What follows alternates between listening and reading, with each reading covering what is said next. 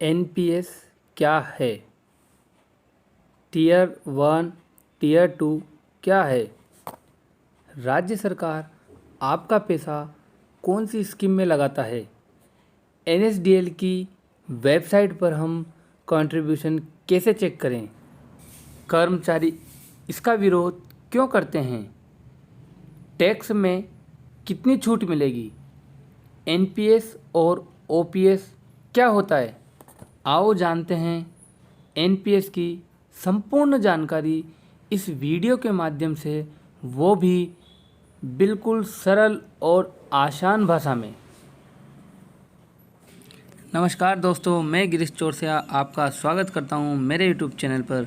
शिक्षा विभाग से संबंधित सूचनाओं के लिए मेरे चैनल को सब्सक्राइब करें, लाइक करें, वो बेल आइकन का बटन ज़रूर दबाएं। What is NPS? National pension scheme government द्वारा 2004 में लागू की गई स्कीम न्यू पेंशन स्कीम है। 2009 में सभी नागरिकों के लिए यह लागू कर दी गई है। इस स्कीम के तहत गवर्नमेंट एम्प्लॉय को बेसिक प्लस डीए का 10% हिस्सा कंट्रीब्यूट करना होता है और इतना ही हिस्सा गवर्नमेंट भी कंट्रीब्यूट करती है। तो इस प्रकार से 10% हमारा हिस्सा कटता है और एनपीएस में जमा हो जाता है।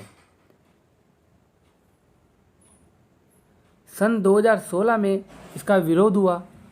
वह 2019 में गवर्नमेंट का फैसला आया कि 40% गवर्नमेंट कंट्रीब्यूट करेगा। 10% की जगह 4% और बढ़ा दिया। लेकिन कोरोना का आने के कारण अभी यह चालू नहीं हुआ। Why government employ are against NPS? Government employ का मानना है कि उनका पैसा मार्केट में लगा है। वह जिस समय एम्प्लॉय का रिटायरमेंट होगा, अगर मार्केट डाउन रहा तो पूरा पैसा नहीं मिल पाएगा। इस वजह से एम्प्लॉय नाराज है और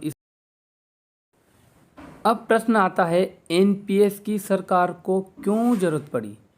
तो सरकार का ये मानना है कि उस पर वित्तीय बोझ आता है, इसलिए गवर्नमेंट इसको वापस ले भी नहीं रही है और इसको लागू कर दिया गया। अब प्रश्न आता है कि एनपीएस और ओपीएस में अंतर क्या है? तो एनपीएस जो है, एनपीएस के अंदर जो पैसा एम्प्लॉय का कंट्रीब्यूट होता है उतना ही हिस्सा गवर्नमेंट मिलाती है। वह पेंशन के समय टोटल अमाउंट का 60% आपको मिल जाता है। वह 40% गवर्नमेंट आपका पैसा इंश्योरेंस कंपनी में लगा देती है। उसका ईयरली इंटरेस्ट आता है, उसको 12 भागों में बांटकर 12 महीने तक आपको पेंशन के रूप में मिलता है। इसलिए यह पेंशन आपको कम मिलती है। आपकी मृत्यु के बाद आपकी स्पाउस को यह पेंशन नहीं मिलती। ओपीएस में आपको बेसिक का 50% हिस्सा वो डीए मिलाकर वह राशि आपको पेंशन के रूप में मिलता है। आपकी मृत्यु हो जाने पर उसका आधा हिस्सा आपकी स्पाउस को यानी आपकी वाइफ को मिलता रहेगा। अब प्रश्न आता है कि गवर्नमेंट आपका पैसा कौन सी स्कीम में लगाता है? तो इसमें 3 स्कीम दी हुई है। पहला एसबीआई पेंशन फंड स्कीम, दूसरा UTI retirement solution pension fund scheme और तीसरा एलआईसी पेंशन फंड स्कीम। आइए मैं आपको अब मेरी खुद की वेबसाइट पे ले जाकर बताता हूँ कि इस फंड में गवर्नमेंट कितना परसेंट हिस्सा लगाती है। चलिए हम देखते हैं। सबसे पहले आपको गूगल पर एनएसडीएल की वेबसाइट को ओपन करना है। ये आपके सामने डेमो दिखा रहा हूँ मैं। ये गूगल पे मैंने एनएसडीएल CRA इसका जो पहला है इस पर आपको क्लिक करना है। जैसे आपको क्लिक करोगे इसमें आपको लॉगिन करने के लिए ऑप्शन मिलेगा सब्सक्राइबर्स। इस पर आपको यूजर आईडी, उसके बाद पासवर्ड है, उसके बाद एंटर कैप्चा है, ये तीनों आपको फिल करना है। यूजर आईडी में आपके प्राण नंबर आते हैं, पासवर्ड आपने जो बना रखे हैं वो आते हैं और नीचे इनको काउंट करके लिखना है। ये मैं लॉगिन कर रहा हूँ। ये मैंने लॉगिन कर लिया। लॉगिन करने के बाद आपके पास इस तरह का विंडो ओपन होगा। इसमें यहाँ पर सब है, ऊपर हिस्ट्री में समरी, यहाँ पर आप अपने इन्वेस्टमेंट समरी को देख सकते हो। इसके अलावा यहाँ पर ऊपर ट्रांजैक्शन ऑनलाइन है। उसके बाद है डेमोग्राफिक चेंजेज, आगे भी है व्यूज़ है, एनपीएस के बारे में, पासवर्ड चेंज करने के बारे में, बहुत सारी टैब है। अब हम चलते हैं इन्वेस्टमेंट समरी पर। इसके अंदर आप जैसे क्लिक करोगे आपको पहले नंबर पर ट्रांजैक्शन स्टेटमेंट नज़र आएगा। ट्रांजैक्शन स्टेटमेंट में आपको क्लिक करना है। यहाँ पर आपको सारा ट्रांजैक्शन पता चल जाएगा। मैंने इस पर क्लिक कर रहा हूँ। क्लिक करने के बाद आप नीचे जाएंगे। ये मेरी डिटेल आ गई है, नाम, प्रान नंबर आ गए। मैं नीचे जा रहा हूँ। ये टीयर 1 है। मैं इसको जनरेट स्टेटमेंट पे क्लिक करूँगा। इसके नीचे लिखा हुआ है, यहाँ मैंने फाइनेंशियल ईयर 2020, 2021 और 22 लिख कर लिया है। ये मैं जनरेट स्टेटमेंट कर रहा हूँ। क्लिक इस पर।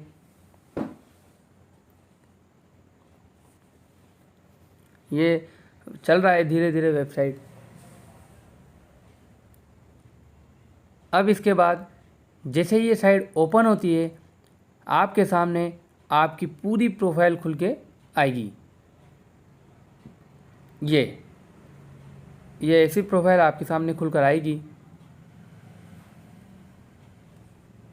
इसमें ये पूरी मेरी डिटेल है, मेरे प्रान नंबर है, मेरा नाम है, मेरा एड्रेस दे रखा है, ये सब इसमें डिटेल दे रखी है। Mobile number, Gmail ID, tier 1। इसके बाद मैं इसमें नीचे जाता हूँ तो नीचे मुझे शो होता है मेरा इन्वेस्टमेंट समरी। इसके अंदर मेरा यहाँ पर ये 3 स्कीम की मैं जो बात कर रहा था, इसमें स्टेट गवर्नमेंट जो आपका पैसा लगाती है 3 स्कीम में, ये रही वो scheme. SBI pension fund scheme state government 38.50% हिस्सा गवर्नमेंट इस फंड में लगाती है। दूसरा है आपके पास UTI retirement solution pension fund scheme state government 32% हिस्सा गवर्नमेंट इसमें लगाती है। तीसरा है एलआईसी पेंशन फंड स्कीम, इसमें 29.50% हिस्सा गवर्नमेंट लगाती है। यहाँ पर नीचे मेरा बैलेंस है 6,72,768 रुपये। ये मेरा टोटल अमाउंट यहाँ जमा हुआ है। इसमें मेरा 5,32,968 रुपये मेरा और गवर्नमेंट का हिस्सा है। और जो ये इसके बाद जो 1,39,800 है ये मार्केट वैल्यू है। ये मेरा मार्केट बढ़ रहा है, कितना % बढ़ रहा है ये मैं यहाँ पीछे रिटर्न इसमें आएगा, यहाँ क्लिक करके बताता हूँ इसमें कितना रिटर्न ये मुझे दे रहा है। ये देखो 11.34% और ऊपर में 10.8%, इतना रिटर्न मुझे मेरे अमाउंट पे अभी मार्केट वैल्यू मिल रही है। इसमें नीचे यूनिट्स भी होती है। ये देखो इसमें नीचे और भी डिटेल है। इसमें आप मंथली ट्रांजैक्शन कितना हो रहा है, गवर्नमेंट कितना मिला रहा है, आपका कितना हिस्सा है, ये सब डिटेल इसमें आएगी। इसमें अलग अलग फ़ंड का अलग अलग पैसा भी इसमें दिखा रहा है, एसबीआई पेंशन फ़ंड का, यूटीआई रिटायरमेंट सॉल्यूशन का और एलआईसी पेंशन फ़ंड का। इस प्रकार से हम अपने बैलेंस को चेक कर सकते हैं एनएसडीएल की वेबसाइट पर जा कर के, और यहाँ से पता लगा सकते हैं कि किस फ़ंड में गवर्नमेंट कितना हिस्सा कर रही है, कितना हिस्सा मिला रही है। ये ट्रांजैक्शन डिटेल है, मंथली ट्रांजैक्शन डिटेल है ये अमाउंट है। इसके बाद नीचे आते हैं तो ये मंथली हो जाएगा। इस प्रकार से हम अपनी एनएसडीएल की वेबसाइट से ये सारी चीज़ें चेक कर सकते हैं। इसके अलावा ये मैंने टैब खोला, इसमें कंट्रीब्यूशन ऑनलाइन भी अपन कर सकते हैं। ये transfer fund from tier 2 to tier 1, मैंने जैसे बताया आपको टीयर 2 से टीयर 1 में तो अपन ट्रांसफ़र कर सकते हैं अपनी मनी, लेकिन टीयर 1 से टीयर 2 में ट्रांसफ़र नहीं कर सकते। इसका हम व्यू इसमें अपन देख भी सकते हैं, विड्रॉल की रिक्वेस्ट स्टेटस भी देख सकते हैं कि अगर हमने इसमें अपन ने लोन लिया है तो लोन का पता भी अपन कर सकते हैं, स्टेटस भी देख सकते हैं। व्यू विड्रॉल रिक्वेस्ट स्टेटस लिखा हुआ है। इसके बाद मैं अब वापस आपको इसमें देखो, इसमें ट्रांजैक्शन भी बताया, डेमोग्राफिकल चेंज, इसमें अपन personal account detail, scheme, bill detail, download E PRAN, यहाँ से अपन अपना प्राण भी डाउनलोड कर सकते हैं। इसके अलावा आगे इसमें पासवर्ड चेंज का भी ऑप्शन है। अगर आपने पासवर्ड चेंज करने हैं तो यहाँ से जा कर के अपना पासवर्ड चेंज भी कर सकते हैं। चलिए अपन वापस एनपीएस के बारे में जानते हैं। अब आया एन्युटी कितनी मिलेगी। एन्युटी मीन्स पेंशन कितनी मिलेगी। एन्युटी का उद्देश्य रिटायरमेंट के बाद मंथली पेंशन देना होता है। रिटायरमेंट पर टोटल राशि का मैक्सिमम 60% मिलेगा, 40% गवर्नमेंट के पास लॉक रहेगा। वह गवर्नमेंट इस पैसे को, जो आपका पैसा है, इस पैसे को इंश्योरेंस कंपनी को दे देती है, उसी से आपको मंथली पेंशन दी जाती है। 60% पैसा जो आपको मिलेगा उसमें से 40% टैक्स फ्री होगा, वो 20% टैक्स देना होगा। 40% का जो ब्याज इंश्योरेंस कंपनी देती है उसको 12 भागों में बांटकर आपको 12 महीने तक पेंशन मिलता है। इसको मैनेज करने के लिए एक संस्था बनाई गई है, PFRDA। यह डिसाइड करती है कि आपका पैसा कौन सी स्कीम में लगाना है। ये एक संस्था बनाई गई है, ये डिसाइड करती है आपका पैसे का। इसके अलावा टीयर 1 व टीयर 2 क्या होता है। एनपीएस में 2 प्रकार के खाते होते हैं। टीयर 1 में कोई भी इंडियन जो 18 वर्ष से 65 वर्ष की उम्र का है अपना अकाउंट खोल सकता है। इसमें 1 साल में एक कंट्रीब्यूशन करना ज़रूरी है। यह कम से कम 1000 रुपये जमा कराना ज़रूरी होता है। तो ये टीयर 1 है, इसमें आपको कोई भी इसमें खाता खुला सकता है। अब चलते हैं हम टीयर 1 में 1-2 और हैं। इसके बाद टीयर 2 में जिसके पास टीयर 1 का अकाउंट हो वही इस खाते को खोल सकता है। इसमें पूरे साल कंट्रीब्यूशन नहीं भी करें तो चलेगा। टीयर 2 का पैसा आप टीयर 1 में ट्रांसफ़र कर सकते हैं, लेकिन टीयर 1 का पैसा आप टीयर 2 में ट्रांसफ़र नहीं कर सकते। ये अपन ने NSDL की वेबसाइट पे जाके भी देखा था, वहाँ पर भी ऐसा अपने टैब्स दिखा रहा था कि टीयर 2 टीयर 1 में ट्रांसफ़र, तो टीयर 2 से 1 में ट्रांसफ़र कर सकते हैं। अब आया प्रश्न कि टैक्स में कितना छूट मिलेगा। तो आपका जो बेसिक प्लस DA है उसका 10% टैक्स में छूट मिलती है। इसकी राशि 1.5 लाख से ज़्यादा नहीं होनी चाहिए। इसके अलावा जो राशि गवर्नमेंट मिलाती है इसकी छूट 80 CCD2 में छूट मिलती है।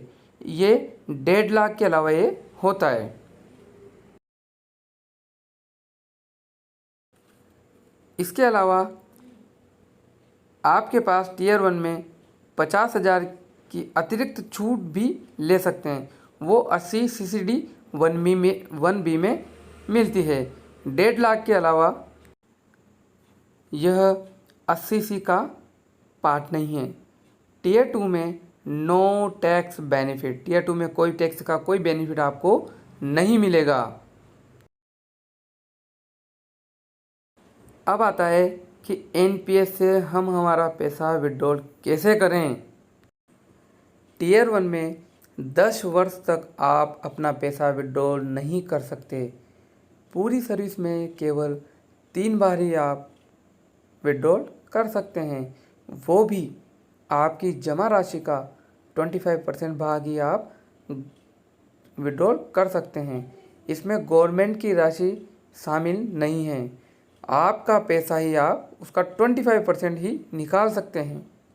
उसमें भी स्पेशल कंडीशन है। पहला, आप एजुकेशन के नाम पे निकाल सकते हैं। दूसरा, हाउस कंस्ट्रक्शन के नाम से निकाल सकते हैं। तीसरा, क्रिटिकल इलनेस के नाम से आप पैसा निकाल सकते हैं। इस प्रकार से आप 3 बार पूरी लाइफ में पेंशन में आप पैसा निकाल सकते हैं। धन्यवाद। अगर आपको मेरा ये वीडियो पसंद आया हो तो मेरे चैनल को सब्सक्राइब करें, लाइक करें और बेल आइकन के बटन को ज़रूर दबाएं। धन्यवाद।